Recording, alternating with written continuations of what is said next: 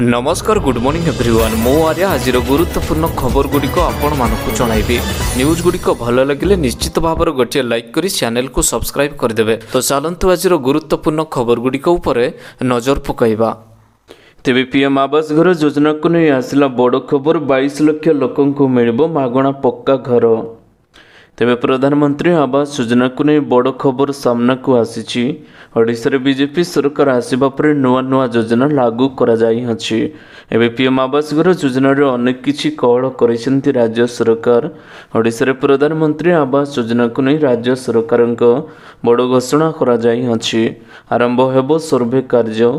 राज्य में 22 लाख हिताधिकारी मानक मिलिबो पीएम आवास घर योजनार घर। जो माने भी वंचित होइछन्ति सेमाने घर पाइबे। घरे 2 चकिया गाड़ी एवं फ्रिज थिले मध्य मिलिबो समस्तंकु घर। हिताधिकारी घर जदि एही सब जिनिस रहिछि तेबे से भी मागणारे घर पाइबाकू योग्य विवेचित हेबे। एनै सोमवार बड़ घोषणा करिसेंति राज्य सरकार। परवर्ती खबर एणिकी समस्त भूमिहीन चाषी मानक मिलिबो 10,000 टंका। तेबे भूमिहीन चाषी मानक पई राज्य सरकार एक स्वतंत्र उपहार आनिछन्ति। दीनदयाल उपाध्याय भूमिहीन कृषि श्रमिक कल्याण योजना अधीन रे राज्यर प्रत्येक भूमिहीन चाषी मानक एणिकी 10,000 टंका देबाकू घोषणा करिसेंति मुख्यमंत्री विष्णुदेव साई। मुख्यमंत्री Vishnudeo Sai social media platform X रे मध्य कहिसेंति आम सरकार दीनदयाल उपाध्याय भूमिहीन कृषि मजदूर कल्याण योजना अधीन रे समस्त भूमिहीन चाषी मानकर परिवार को प्रतिवर्ष 10,000 टंकार आर्थिक सहायता प्रदान करने जाउछि। यह छत्तीसगढ़ रे वर्तमान लागू हेबो। खूब शीघ्र ओडिशा रे मध्य लागू हेबाकू जाउछि। परवर्ती खबर केबे मिलिबो पीएम किसान सम्मान निधि 19तम किस्ती टंका जानी रखन्तु। तेबे चाषी मानक पई खुशीर खबर रहिछि। खूब शीघ्र पीएम किसान सम्मान निधि योजनार 19तम किस्ती टंका केंद्र सरकार पक्षर मिलिबो बोली घोषणा करा जाई अछि। हेले सूत्र अनुसार फेब्रुआरी प्रथम सप्ताह चाषी बैंक अकाउंट को पीएम किसान योजनार 19तम किस्ती आसीजिबो। यह योजना अधीन चाषी मानक प्रति वर्ष 6,000 आर्थिक सहायता प्रदान करा जाउछि, जहां 3टी किस्ती रे विभक्त करा जाए। तेबे फेब्रुआरी मासर प्रथम सप्ताह पुणी थे 19तम किस्ती रे समस्त चाषी मानक 4,000 टंका मिलवाकू जाउछि। जो चाषी माने वर्तमान पर्यंत इकेवाईसी करिनांती सेमानंकु इकेवाईसी करबा पय बाध्यतामूलक रहिछि। परवर्ती खबर एथर बजेट रे मागणा राशन योजना को नहीं हेबो घोषणा। तेबे गत बजेट रे केंद्र सरकार अनेक गुरुत्वपूर्ण घोषणा करथिले। वर्तमान बजेट 2025 रे उपस्थापना पय किछि दिन बाकी रहिछि। समस्तक नजर वर्तमान बजेट 2025 उपर रहिछि। फेब्रुआरी 1 रे अर्थ मंत्री निर्मला सीतारमण साधारण बजेट उपस्थापन करेंगे। यह बजेट पय साधारण जनतांकर बहुत आशा मध्य रहिछि। बजेट उपस्थापना पूर्व केंद्र सामाजिक न्याय एवं सशक्तिकरण राज्य मंत्री रामदास अठावले कहिसेंति जे दारिद्र्यर शिकार होउथिबा लोक मानकु मागणा खाद्य शस्य जोगाइबा एवं 2025-26 पर्यंत बजेट जारी रहिबो। सरकार नुआ टिकस व्यवस्था अधीन रे आयकर स्लैब परिवर्तन करि पारंती। तेबे मंत्री आहुरी कहिसेंति 2025-26 पय बजेट कृषक गरीब युवपीढ़ी महिला एवं बेकारंक पय बहुत भलो बोली विवेचना करा जाए। 80 कोटी लोक मानकु मागणा खाद्य शस्य प्रदान पय प्रधानमंत्री मोदी योजना समेत सरकार अनेक योजना प्रणयन करिवे। परवर्ती खबर सुंदरगढ़ रे 4.37 लाख राशन कार्ड धारी मानकु मिलिबो आयुष्मान कार्ड। तेबे गत 40 मास तले अर्थात 2021 सेप्टेम्बर रे सुंदरगढ़ रे आरंभ होइतिला बीएसकेवाई स्मार्ट कार्ड। सरकार बदलिबा पर बंद हेबाकू जाउछि बीएसकेवाई कार्ड। आसंता मार्च मासरू आरंभ हेबाकू जाउछि आयुष्मान भारत योजना, प्रधानमंत्री जन आरोग्य योजना। जो माने बीएसकेवाई कार्ड पाइथिले सेमाने एबे समस्त आयुष्मान कार्ड पाइबे। जाको नै एबे उभय बीजेडी एवं बीजेपी मध्य आरोप प्रत्यारोप जारी रहिछि। बीएसकेवाई कार्ड रे जतिकि चिकित्सा सुविधा मिलुथिला आयुष्मान कार्ड रे मिलिबो नाही बोली बीजेडी दाबी करुछि। बीएसकेवाई कार्ड रो जहाँ चिकित्सा सुविधा मिलुथिला ताठारु ढेर अधिक आयुष्मान कार्ड रे मिलिबो बोली बीजेपी पक्षरु कुआ जाउ अछि। तेबे आयुष्मान कार्डटी लागू हेबा पर जो कार्ड भलो ता जना पड़िबो। ରୋଗୀମାନଙ୍କୁ ରାଜ୍ୟ ଏବଂ ରାଜ୍ୟ ବାହାର ଘରୋଇ ହସ୍ପିଟାଲରେ କେମିତି ଚିକିତ୍ସା ସୁବିଧା ମିଳୁଛି ସବୁ ସ୍ପଷ୍ଟ ହୋଇଯିବ। ପରବର୍ତ୍ତୀ ଖବର 24 ତାରିଖରୁ ସର୍ଭେ ଆରମ୍ଭ, ପଞ୍ଚାୟତିରାଜ ମନ୍ତ୍ରୀ କହିଲେ ଏପରି। ତେବେ ରାଜ୍ୟରେ 24 ତାରିଖରୁ ପ୍ରଧାନମନ୍ତ୍ରୀ ଆବାସ ସର୍ଭେ କାର୍ଯ୍ୟଟି ଆରମ୍ଭ ହେବ। ଏନେଇ ସୂଚନା ଦେଇଛନ୍ତି ପଞ୍ଚାୟତିରାଜ ମନ୍ତ୍ରୀ ରବି ନାରାୟଣ ନାୟକ। ଅଫଲାଇନ୍ ଏବଂ ଅନଲାଇନ୍ ହିତାଧିକାରୀ ଆବେଦନଟି କରିପାରିବେ। ବାପାଠୁ ଭିନ୍ନ ହୋଇଥିବା ପୁଅ, ସ୍ୱାମୀଠୁ ଅଲଗା ହୋଇଥିବା ସ୍ତ୍ରୀମାନେ ମଧ୍ୟ ଏବେ ଆବେଦନ କରିପାରିବେ। 24 ତାରିଖରେ ପୋର୍ଟାଲର ବିଧିବଦ୍ଧ ରାଜ୍ୟ ସରକାର ଲଞ୍ଚ କରିବେ। 1.5 ମାସରୁ 2 ମାସ ଆବାସ ସର୍ଭେ କାର୍ଯ୍ୟ ଚାଲିବ ବୋଲି ଏବେ ମନ୍ତ୍ରୀ କହିଛନ୍ତି।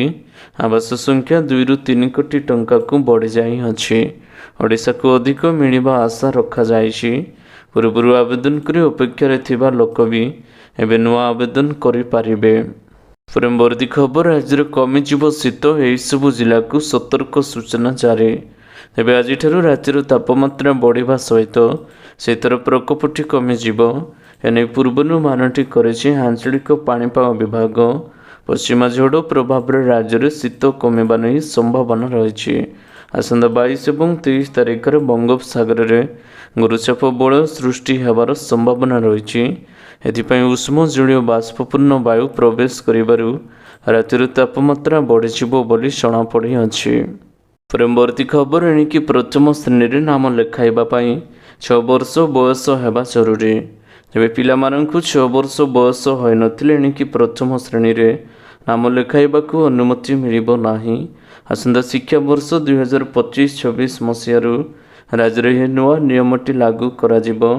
ଏହା ସହିତ ସବୁ ପ୍ରାଥମିକ ସ୍କୁଲରେ ଶିଶୁ ବାଟିକା ଖୋଲିବ, ଯେଉଁଠି 5ରୁ 6 ବର୍ଷ ବୟସର ପିଲାମାନଙ୍କୁ ପ୍ରିସ୍କୁଲ ଶିକ୍ଷାରେ ନାମ ଲେଖାଇବାର ସୁଯୋଗଟି ମିଳିବ। ଆସନ୍ତା ଶିକ୍ଷାବର୍ଷରୁ ରାଜ୍ୟ ସରକାର ଏଭଳି କିଛି ଗୁରୁତ୍ୱପୂର୍ଣ୍ଣ ନିଷ୍ପତ୍ତିକୁ କାର୍ଯ୍ୟକାରୀ ପାଇଁ ପଦକ୍ଷେପ ନେଇଛନ୍ତି। ଆଜି ସ୍କୁଲ ଏବଂ ଗଣଶିକ୍ଷା ବିଭାଗ ପକ୍ଷରୁ ଜାରି ବିଜ୍ଞପ୍ତି ଅନୁସାରେ ଜାତୀୟ ଶିକ୍ଷାନୀତି 2020ର ପ୍ରାବଧାନ ଅନୁସାରେ ରାଜ୍ୟ ସରକାର ଆସନ୍ତା 2025-26 ଶିକ୍ଷାବର୍ଷରୁ ପ୍ରଥମ ଶ୍ରେଣୀରେ ନାମ ଲେଖାଇବାକୁ ଥିବା ପିଲାଙ୍କ ବୟସ 6 ବର୍ଷ ହୋଇଥିବା ଜରୁରୀ ରହିଛି। ପରବର୍ତ୍ତୀ ଖବର, ସରକାରୀ କର୍ମଚାରୀମାନଙ୍କ ପାଇଁ ଖୁସିର ଖବର। ଏଣିକି ରିହାତିରେ ବିଳାସପୂର୍ଣ୍ଣ ଟ୍ରେନରେ ଯାତ୍ରା କରିବାର ସୁବିଧା। ତେବେ କେନ୍ଦ୍ରୀୟ କର୍ମଚାରୀମାନଙ୍କ ପାଇଁ ଖୁସିର ଖବର। ସରକାର ଦେଲେ ଏକ ସୁନ୍ଦର ଉପହାର। ଏବେ ଲିଭ୍ ଟ୍ରାଭେଲ କନସେସନ୍ ଅଧୀନରେ ସେମାନେ ଆହୁରି ଅନେକ ବିଳାସପୂର୍ଣ୍ଣ ଟ୍ରେନରେ ଯାତ୍ରା କରିବାର ସୁଯୋଗଟି ପାଇବେ। ପୂର୍ବରୁ ସରକାରୀ କର୍ମଚାରୀମାନଙ୍କ ପାଖରେ ମେଲ୍ ଏବଂ ଏକ୍ସପ୍ରେସ୍ ଟ୍ରେନର ବ୍ୟତୀତ ଖୁବ୍ କମ୍ ପ୍ରିମିୟମ୍ ଟ୍ରେନରେ ବିକଳ୍ପ ରହିଥିଲା। ଏବେ ଏଥିରେ 230ଟି ଅଧିକ ପ୍ରିମିୟମ୍ ଟ୍ରେନ୍ ସାମିଲ କରାଯାଇଛି। ସରକାରୀ କର୍ମଚାରୀମାନେ ଏବେ ସେମାନଙ୍କର ପରିବାର ସହିତ semi high speed train Vande Bharat, Tejas ଏବଂ ହମସଫରରେ ଯାତ୍ରା କରିପାରିବେ। ଯାତ୍ରା ସମୟରେ ସେମାନଙ୍କୁ ଅନେକ ସୁବିଧା ମିଳିବା ଦିଗରେ ଏହି ନିଷ୍ପତ୍ତି ମଧ୍ୟ ନିଆଯାଇଅଛି। ପରବର୍ତ୍ତୀ ଖବର, ଆଧାର କାର୍ଡଧାରୀମାନଙ୍କୁ ମିଳିବ 2 ଲକ୍ଷ ଟଙ୍କା ପର୍ଯ୍ୟନ୍ତ ଲୋନ୍। ତେବେ ଆଧାର କାର୍ଡର ପ୍ରତ୍ୟେକ ଭାରତୀୟ ନାଗରିକମାନଙ୍କ ପାଇଁ ଏକ ଗୁରୁତ୍ୱପୂର୍ଣ୍ଣ ଡକୁମେଣ୍ଟ ଅଟେ। ଏହା କେବଳ ପରିଚୟ ଏବଂ ଠିକଣା ପ୍ରମାଣ ଭାବରେ କାର୍ଯ୍ୟ କରେ ନାହିଁ। ବର୍ତ୍ତମାନ ବ୍ୟାଙ୍କ ଆକାଉଣ୍ଟ ଖୋଲିବା, ପାନ୍ କାର୍ଡ ପାଇବା ଏବଂ ଚାକିରି ସୁରକ୍ଷିତ କରିବା ଭଳି ବିଭିନ୍ନ ପ୍ରକ୍ରିୟା ପାଇଁ ମଧ୍ୟ ଜରୁରୀ ରହିଅଛି। ଆପଣଙ୍କ ଆଧାର କାର୍ଡ ସାହାଯ୍ୟରେ ବ୍ୟକ୍ତିଗତ ଋଣ ପାଇଁ ଆବେଦନ କରିବା ଅତି ସହଜ ଅଟେ। ଭାରତରେ state bank of India, HDFC bank ଏବଂ କୋଟାକ ମହିନ୍ଦ୍ରା ବ୍ୟାଙ୍କ ଭଳି ଅନେକ ବ୍ୟାଙ୍କର ଗ୍ରାହକ କେବଳ ଆଧାର କାର୍ଡ ଦ୍ୱାରା ପାଇପାରିବେ। ଏହା ସହିତ ଆପଣ କ୍ରେଡିଟ୍ ସ୍କୋର ମଧ୍ୟ ଠିକ୍ ରହିବା ଉଚିତ। ଆପଣଙ୍କର କ୍ରେଡିଟ୍ ସ୍କୋର 750 କିମ୍ବା ଅଧିକ ହେବା ଜରୁରୀ ରହିଛି।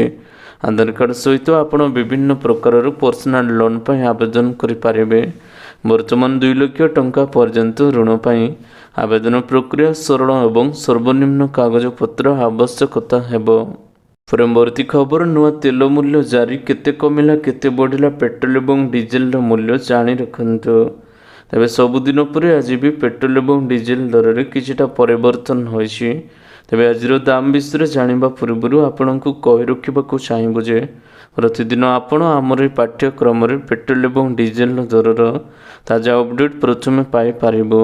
ଭୁବନେଶ୍ୱରରେ ଆଜି ପେଟ୍ରୋଲର ଦର ବୃଦ୍ଧି ପାଇ 100.92 ପଇସା ରହିଥିବା ବେଳେ ଡିଜେଲ ଦାମଟି ପ୍ରତି ଲିଟର ପିଛା 92.50 ପଇସା ରହିଛି।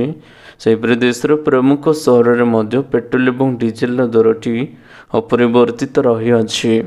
परवर्ती खबर पुणी थे महंगा है सुनार दाम। तेबे पुणी थे महंगा होइछि दाम। आज भारतीय बजार में 22 कैरेट सुनार दर 10 ग्राम प्रति 74,350 टंका होइथिबा बेले 24 कैरेट सुनार 10 ग्राम पिछा 81,110 टंका रही। सेहीपरि भुवनेश्वर 22 कैरेट सुनार दर 74,500 टंकार पहुँची बेले 24 कैरेट सुनार दर 81,230 टंका रही। सुनार दर 150 और 120 टंका 10 ग्राम को वृद्धि होइछि। मुंबईर 22 कैरेट और 24 कैरेटर मूल्य 74,500 टंका एवं 81,230 टंका थिबा रेकर्ड करा जाइथिबा बेले नवा दिल्ली रे 74,650 टंका एवं 81,230 टंका रही। परवर्ती खबर बजेट 2025-26 रेलबाई को मिलिबो 3 लाख कोटी। तेबे केंद्रीय अर्थमंत्री निर्मला सीतारमण 2024-25 आर्थिक वर्ष बजेट रेलबाई को 2.65 लाख कोटी टंका देइथिले, जेउथिरे रेल कर्मचारी दरमा और पेंशन सहित भारतीय रेलर आधुनिकीकरण कार्यक्रम अंतर्भुक्त रहिथिला। हेले एथर बजेट रेलबाई को एक बड़ उपहार मिलिबो। फेब्रुआरी 1 अर्थमंत्री 2025-26 आर्थिक वर्ष पर साधारण बजेट उपस्थापन करेंगे। यह बजेट रे अर्थमंत्री भारतीय रेलबाई एक बड़ उपहार घोषणा करिपारନ୍ତି। सूचना योग्य जे 2024-25 आर्थिक वर्ष पर रेलबाई को बजेट रे 265 लाख कोटी टंका मिलिथिला। परवर्ती खबर भारत रे वैदेशिक मुद्रा भंडार ह्रास 870 कोटी डॉलर खसिला। तेबे जनवरी 10 रे शेष होइथिबा सप्ताह देशर वैदेशिक मुद्रा भंडार रे 870 कोटी डॉलर ह्रास पाइछि। फल 62,580 कोटी डॉलर को खसी आसीथिबा भारतीय रिजर्व बैंक सद्य तथ्यर सूचनाटी मिली। अमेरिकीय डॉलर तुलन में टंकार रिजर्व बैंक सद्य तथ्यर सूचनाटी मिली। अमेरिकीय डॉलर तुलन में टंकार विनिमय मूल्य एवं बड़ ह्रास घटी। परवर्ती खबर चिलिकार विरल प्रजाति हीरावाड़ी डॉल्फिन गणना आरंभ। तेज चिलिकार विरल प्रजाति हीरावाड़ी डॉल्फिन गणना आरंभ होइछि। समग्र चिलिका को 3टी जोन रे भाग करा जाई गणना करा जाई अछि। दक्षिण उत्तर एवं केंद्रीय एभली 3टी योजना रे मोट 18टी टीम गणना रे शामिल होइछन्ति। प्रति टीम रे 5 जन सदस्य अछन्ति। समुदाय 90 जन गणनाकारी सातपड़ा बालुगाँ टांगी कृष्ण प्रसाद एवं रंबा रेंज रे गणना करुछन्ति। सातपड़ा रेंज रे 8टी टीम गणना करुथिबा बेले अन्य रेंज रे 10टी टीम गणना करुअछि। परवर्ती खबर भितरकनिका कुंभीर गणना आरंभ 22टी टीम हेले सामिल। तेबे रविवार ठारू कुंभीर गणना पाई प्रसिद्ध लाभ करिथिबा भितरकनिका आरंभ हो जाइछि कुंभीर गणना। एने गत शुक्रवार दिन रेंजर कार्यालय ठारे बौड़ा कुंभीर गणना प्रशिक्षण शिविर 2025 अनुष्ठित होइछि। 3 दिन धरी चलिब एही कुंभीर गणना कार्यक्रम। अन्यपटे एही गणना पाई पर्यटक मानक निमंते भितरकनिका बंद रही। तेबे रविवार ठारू मंगलवार पर्यंत 3 दिन धरी कुंभीर गणना कराजिबो। परवर्ती खबर 30, 40, 50 हजार पाउथिबा कर्मचारी मानक खाता को आसिबो सर्वमोट एतिकी दरमा। तेबे निकटरे केंद्र कर्मचारी मानक पई केंद्र सरकार एक गुरुत्वपूर्ण खबर घोषणा करिसेंती। ए घोषणा रे केंद्र मंत्री अश्विनी वैष्णव कहिसेंती जे प्रधानमंत्री नरेंद्र मोदी प्राय 25 लाख केंद्रीय कर्मचारी मानक दरमा बदलाइबा पई अष्टम वेतन आयोग गठन को अनुमोदन करिसेंती। यह निष्पत्ति केवल 50 लाख केंद्रीय कर्मचारी माने उपकृत हेबे नाही, प्राय 65 लाख पेंशन भोगी माने मध्य एथिरे शामिल हेबे। सबुठारु बड़ कथा होउछि 2025-26 आर्थिक वर्ष पई बजेट पूर्वरु यह घोषणा रही। प्रकाश थाउ कि घोषणा पर केंद्रीय कर्मचारी मनरे प्रश्न रही। तेबे अष्टम वेतन आयोग अधीन कर्मचारी मानकर दरमाटी वृद्धि हेबो, किंतु रिपोर्ट अनुसार फिटमेंट फैक्टर को 2.57 रु 2.86 को वृद्धि करिबार संभावना रही। परवर्ती खबर ईपीएफ रु टंका उठाइबा एबे आहुरी हेबो सहज। तेबे 7.6 कोटी रु अधिक ईपीएफ सदस्य एवं नियुक्तिदाता अनुमति पर ईपीएफ अनुमोदन बिना और जन्म तारीख भली व्यक्तिगत विवरणी ऑनलाइन रे परिवर्तन करि पारिबे। ଏହି ସୁବିଧାଟି ଶନିବାର 18 ଜାନୁଆରୀ 2025 ଠାରୁ ଆରମ୍ଭ ହୋଇଥିଲା। କହି ରଖୁଛୁ ଯେ କର୍ମଶ୍ରୀ ଭବିଷ୍ୟତ ନିଧି ପାଣ୍ଠି ସଂଗଠନର KYC ଆକାଉଣ୍ଟ ଆଧାର ସହିତ ଲିଙ୍କ ଥିବା ସଦସ୍ୟମାନେ ନିଯୁକ୍ତିଦାତାଙ୍କ ହସ୍ତକ୍ଷେପ ବିନା ଆଧାର OTP ସାହାଯ୍ୟରେ ସିଧାସଳଖ ଅନଲାଇନରେ ସେମାନଙ୍କର EPF ହସ୍ତାନ୍ତର ଦାବି ଦାଖଲ କରିପାରିବେ। EPFର ଏହି ଦୁଇଟି ନୂଆ ସେବାକୁ ଆରମ୍ଭ କରିବା ସମୟରେ କେନ୍ଦ୍ର ଶ୍ରମ ଏବଂ ନିଯୁକ୍ତି ମନ୍ତ୍ରୀ ମନସୁଖ ମାଣ୍ଡବୀୟ କହିଛନ୍ତି EPF ସଦସ୍ୟଙ୍କ ଦ୍ୱାରା ଦାଖଲ କରାଯାଇଥିବା ଅଭିଯୋଗର ପ୍ରାୟ 27% ସଦସ୍ୟ ପ୍ରୋଫାଇଲ KYC ସମସ୍ୟା ସହିତ ଜଡ଼ିତ ଏବଂ ଏହି ନୂଆ ସୁବିଧାଟି ଆରମ୍ଭ ହେବା ପରେ ଏହି ଅଭିଯୋଗ ଗୁଡ଼ିକରେ ଯଥେଷ୍ଟ ହ୍ରାସ ପାଇବ। ପରବର୍ତ୍ତୀ ଖବର ସେନା ମୋଟରସାଇକେଲ ଷ୍ଟଣ୍ଟ ଟିମ୍ ନାଁରେ ବିଶ୍ୱ ରେକର୍ଡ। ତେବେ ସୋମବାର ଭାରତୀୟ ସେନାର motorcycle rider display team Daredevils ଚଳନ୍ତା ମୋଟରସାଇକେଲରେ ସର୍ବୋଚ୍ଚ ମାନବ ପିରାମିଡ ପାଇଁ ଏକ ବିଶ୍ୱ ରେକର୍ଡ ସୃଷ୍ଟି କରିଛି। 7ଟି ମୋଟରସାଇକେଲରେ 40 ଲକ୍ଷ ଲୋକଙ୍କୁ ନେଇ ଗଠିତ ଏହି ମାନବ ପିରାମିଡ ବିଜୟ ଚୌକରୁ ଇଣ୍ଡିଆ ଗେଟ୍ ପର୍ଯ୍ୟନ୍ତ କର୍ତ୍ତବ୍ୟ ପଛରେ 2 କିଲୋମିଟର ଦୂରତା ଅତିକ୍ରମ କରିଥିଲା।